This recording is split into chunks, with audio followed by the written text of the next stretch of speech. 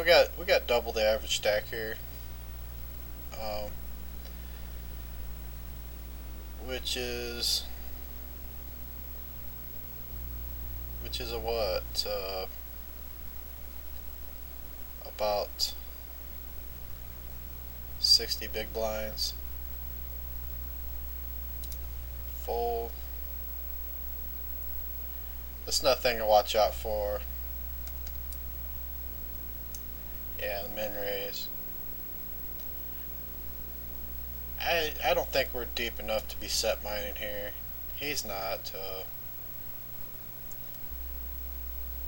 The only time I would set mine is if I was 100% sure he was going to stack off on the flop if I hit my set.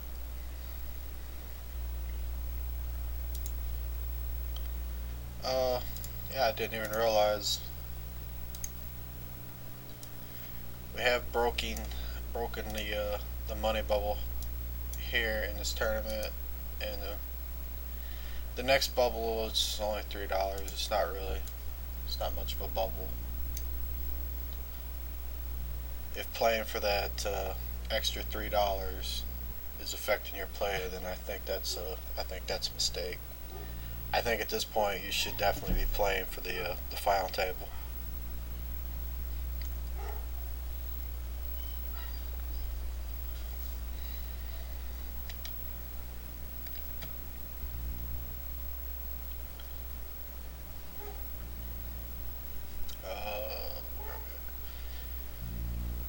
Okay, yeah, the action is definitely starting to get fast and furious. You'll have to pardon my dog, who's out in the front room barking.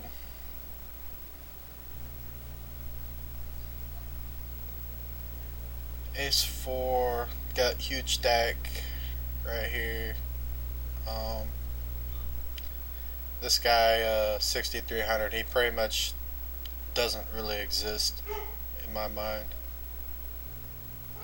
I'm gonna fold. I'm gonna pause this for a second. I'll be right back. Okay, we're back. Had to take care of the dog. He was barking at some neighbor kids.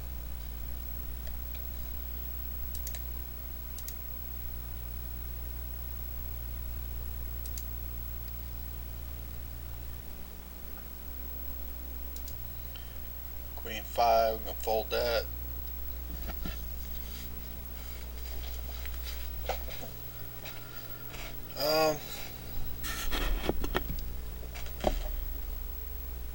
Normally I'm not playing just 2 tables, so this is a little boring.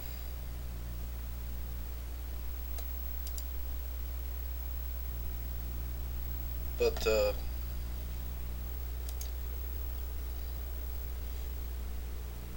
it's kind of hard to keep up with more than 2 tables and do commentary.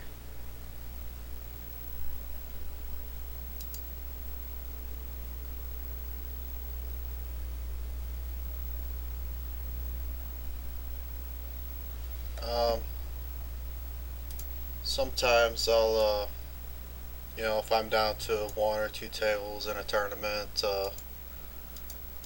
I'll I'll just start looking up players. Um,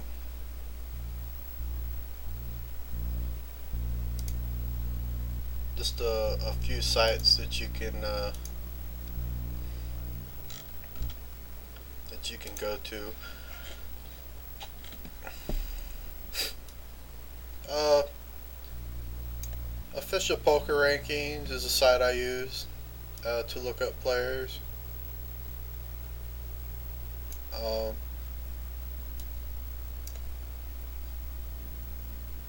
it's it's pretty good if you're playing multi-table tournaments.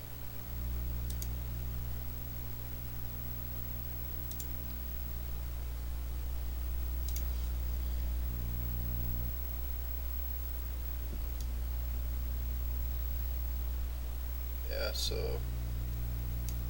if you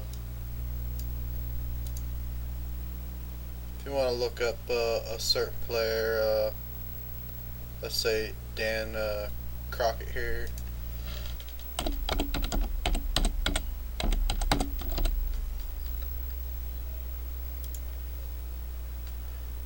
I will just call here. I'm not gonna get out of line. This guy's been at the table for 11 hands, and he hasn't played a hand yet, and now he's limping in. So unless I flop an ace or something,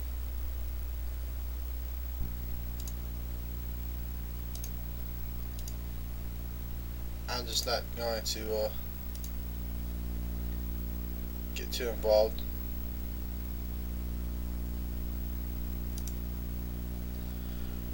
Okay, we just looked up Dan Crockett here on the table. I just picked him just randomly, and he's playing 12-9. Normally, I can look at people's statistics and kind of get an idea if they're a good player or halfway decent player. 12-9 is pretty solid numbers. As you can see, I'm playing 12-9 too. We're gonna take a stab here. Kind of sucks. Get shoved on. I can't really call. 4-6. But as you can see, he's a winning player over a large sample.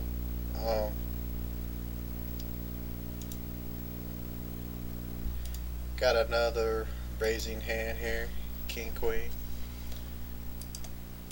So something that I would like to do is take notes on players. This guy's thinking. He's thinking. If he re-raises, like King Queen's a pretty good hand, but it just really can't stand any, can't stand any heat, pre-flop. I'm an underdog to any ace. So hopefully they fold. They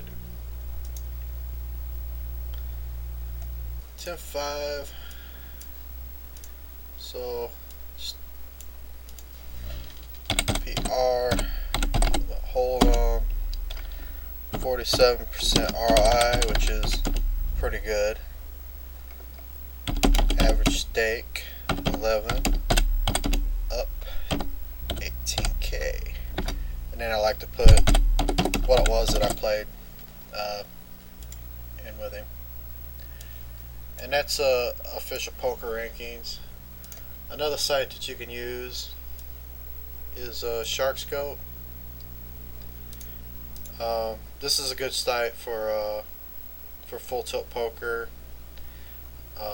Looking up sit and goes. It doesn't really work too well on PokerStars anymore because you have to opt in to allow the people to see your stats, and virtually nobody is opting in. And a new site that I just found that I think is probably the best right now is Poker Pro Labs. It does sit and goes and multi-table tournaments. So I would definitely check them out. All right, let's get back to the action here. Just a little bit below average stack here. 18 of 26. So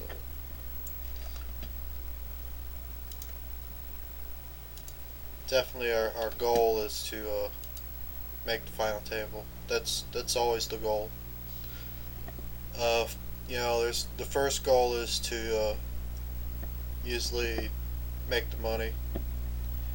Second goal is to make the final table, and then the last goal is to try to win.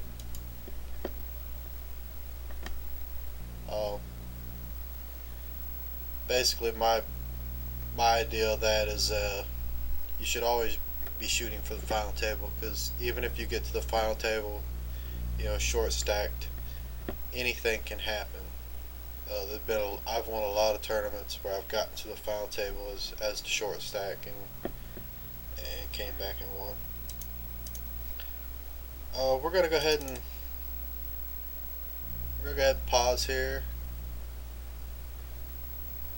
uh, while we're on break, and I'll be back in 1 second.